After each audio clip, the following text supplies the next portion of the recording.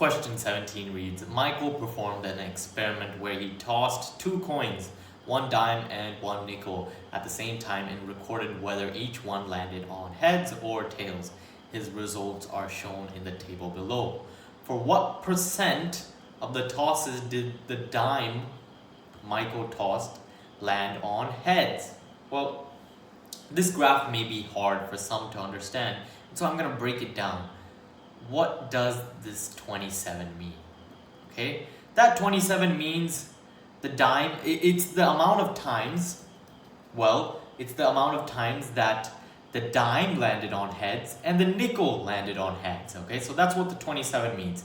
The 24 means the amount of times that the dime landed on tails and the nickel landed on heads. And the 26 means the amount of times when the dime landed on heads and the nickel landed on tails.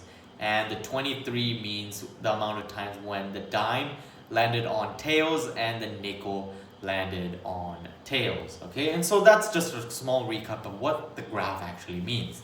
And so what the question is asking for is what percent of the tosses did the dime Michael tossed land on heads, right? And so they're asking really for the total amount of tosses, right?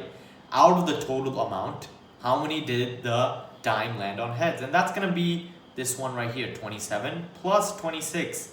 Those 27 plus 26 is the amount of times the dime landed on heads, and out of the total, right? So 27 plus 26 plus 24 plus 23. Okay, that's going to give us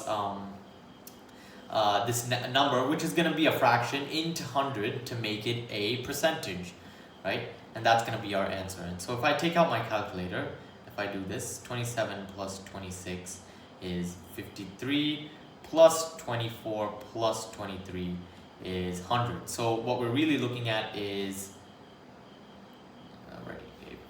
53 over 100 into 100. And so that's going to just be 53%. And so our answer is D.